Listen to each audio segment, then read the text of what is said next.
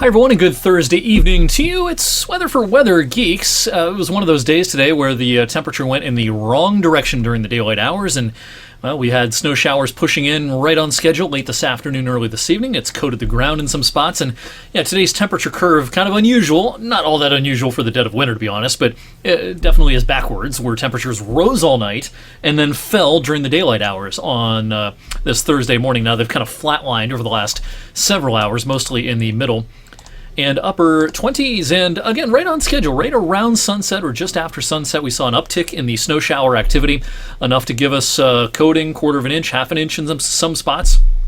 Some slick surfaces resulted. I'm recording this video about 10 after 7, and we're kind of seeing the peak of our snow shower activity right now. We're going to see a decrease in the number of snowflakes as the evening wears on. So anyone who has to be out and about over the next hour or two, up through maybe 9, 10 o'clock at the latest, you just have to be careful with some slick surfaces here and there. All right, tomorrow is Valentine's Day, and locally, we've only had one pretty mild Valentine's Day over the last few years, and that was 2 years ago, back in 2023, when the high was 52, I should say. We've had a little bit of snow on Valentine's Day of late, but nothing crazy. We had trace amounts of snow last year, a tenth of an inch in 2022, and a couple of tenths of an inch back in 2020.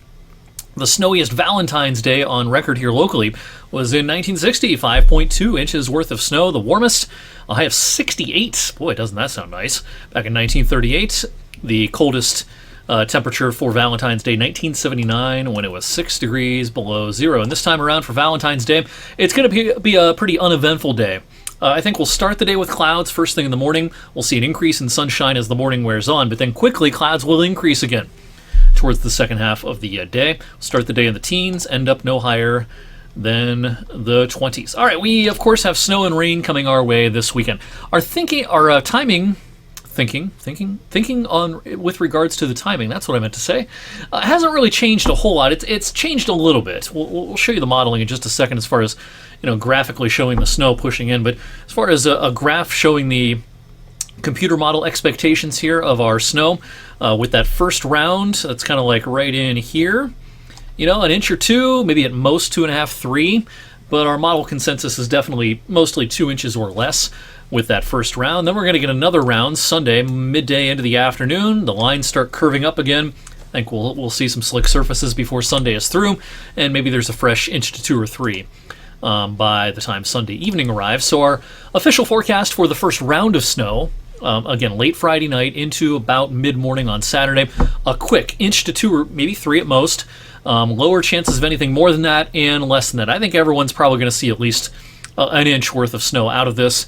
And it'll come down at a pretty good clip for early morning risers. Now, a lot of us are going to mostly not have to deal with this, but if you have reason to be on the roads, say between 4 or 5 a.m. on Saturday and about midday, early, or I should say late morning, 9, 10 o'clock, 11 o'clock, somewhere in that window, you're just going to have to be on the lookout for some slick spots after this quick accumulation of snow. As far as the regional expectations go, I get a lot of questions. Hey, I'm driving from Columbus to Columbus, Akron, Cleveland, Pittsburgh. This will give you a region-wide view. And, the expectations are about the same in most of our immediate area. That includes our television viewing area. It includes Canton and Akron, even up towards Cleveland. High end of the range here is probably 3 inches or so. Maybe you get a little bit more than that up towards I-90. This isn't lake effect. So just because there's a little bit more snow up into the snow belt, it's not because of a lake effect component to this. Just means that the moisture will be a little bit deeper up there. Maybe the snow lasts a little longer, stays a little bit colder once you get off to the north. That's why the amounts may be a little bit higher in a place like Erie, maybe Ashtabula, and up towards Buffalo as well. Detroit will get a handful of inches of snow. Now, if you're traveling south of the area, closer to I-70, Columbus over to Pittsburgh, not looking at much over there. It's a quick maybe coating to an inch, and then a quick change over to rain in those locations. Certainly before the morning is through. I think even before the morning is through around here, the snow is going to taper off to spotty rain showers. So again, an uneventful Friday. The start time of the snow, I think it's between 4 and 6 a.m. on average. Now this model depiction is one of the more aggressive ones in terms of how long the snow lasts. I kind of suspect by 10 a.m., maybe 11 a.m. Saturday morning, we're already seeing raindrops in the mix. and a tapering off of the snow. I think this is a little bit too much snow this late in the morning, graphically speaking here with this model. We're going to change over to spotty rain showers in the afternoon. I don't think it does much Saturday afternoon. Some drizzle, spotty showers, that sort of thing. But actually, the rain will pick up in intensity as we go through the overnight. It's going to rain for a good chunk of the overnight. Some of this could be locally heavy. Now, with the rain and with ice on area rivers and lakes, could we have some minor flooding issues in some of the more flood-prone areas as a result of the rain, with some snow melt and maybe some ice jams starting to form? Maybe. That's something we'll be keeping an eye on for Saturday night. Now, by Sunday morning, the surface map here shows the low-pressure system almost right overhead.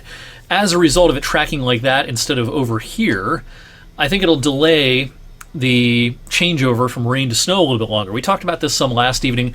The ultimate exact track of the storm will go a long way towards determining the rain-snow line, how much rain versus how much snow.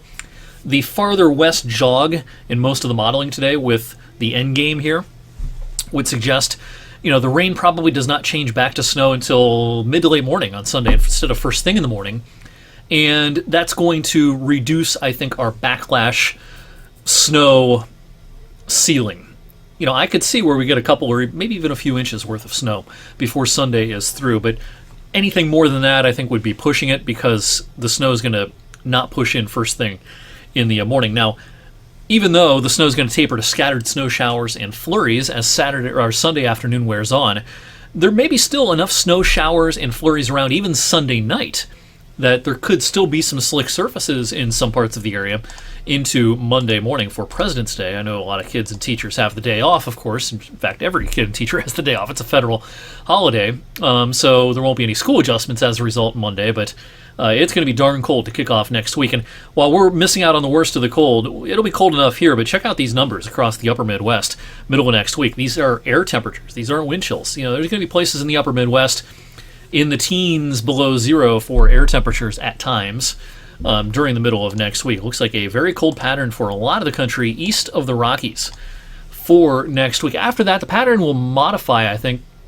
as we go past about the 20th, 21st. Doesn't look all that warm, though. It'll just be less cold, I think, for the last week to maybe 8 or 9 days of the month of February.